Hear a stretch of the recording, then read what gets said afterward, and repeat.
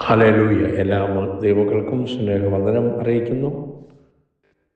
കഴിഞ്ഞ 5 സെഷനിലായിട്ട് നമ്മൾ സ്വർഗത്തിൽ പോകാനിരിക്കുന്ന യാത്രക്കാർക്കുള്ളതായ ഗൈഡ് ലൈൻസാണ് നമ്മൾ ധ്യാനിച്ചുകൊണ്ടിരിക്കുന്നത്. അത് സാധാരണ ഒരു രാജ്യത്തു നിന്നും മറ്റൊരു രാജ്യത്തേക്ക് പോകുമ്പോഴും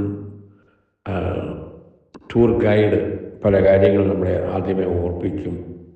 ഇതുപോലെ ദൈവരാജ്യത്തിൽ പോകാൻ ആഗ്രഹിക്കുന്ന ദൈവമക്കൾക്ക് ഗൈഡ് ലൈൻസ് തന്നിട്ടുണ്ട്. നമ്മൾ ധ്യാനിച്ചുകൊണ്ടിരിക്കണം. 3 മിനിറ്റ് സമയം കൊണ്ട് ചില കാര്യങ്ങൾ പറഞ്ഞ് അവസാനിപ്പിച്ചിട്ട് അടുത്ത സെഷനിൽ കൊണ്ട് ഇത് പൂർത്തിയാക്കാൻ ആഗ്രഹിക്കുകയാണ്.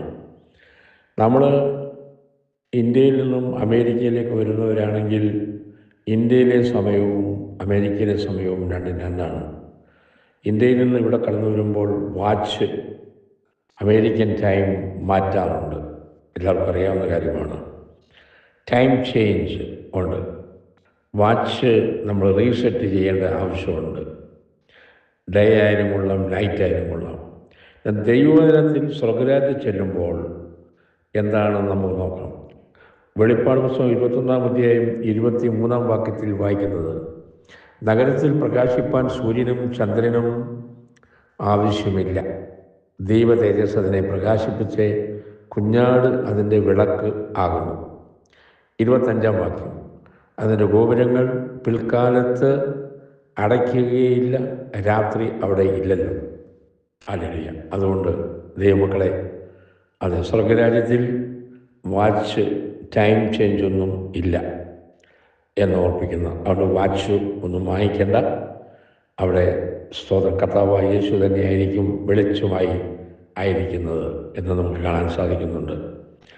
ആദ്യ തുടക്കത്തിൽ ഞാൻ പറഞ്ഞായിരുന്നു റിസർവേഷൻ ചെയ്യുന്ന കാര്യം. ബുക്കിംഗ് അത് ഇപ്പോൾ ഓപ്പണാണ്. അതിപ്പോൾ അപ്ലൈ ചെയ്യാനുള്ളതായ സമയം ആയിരിക്കുന്നു. കൊരിന്ത്യർ ലേഖനത്തിൽ നമ്മൾ വായിക്കുന്നുണ്ട് 6:2, ഇപ്പോഴാകുന്നു രക്ഷാദിവസം, ഇപ്പോഴാകുന്നു സുപ്രസാദ കാലം. അതുകൊണ്ട് ഇപ്പോൾ സമയം നഷ്ടപ്പെടുത്താതെ വണ്ണം സ്വർഗരാജ്യത്തിലേക്ക് പോകുവാനുള്ളതായ തയ്യാറെടുപ്പിന് വേണ്ടി നമുക്കൊരുങ്ങാം. ഈ വചനത്താൽ ദൈവം നമ്മളെ അനുഗ്രഹിക്കട്ടെ. അടുത്ത സെഷനിൽ ഈ ടോപ്പിക്ക് അവസാനിപ്പിക്കുന്നതായിരിക്കും. Heaven, a guide for travellers.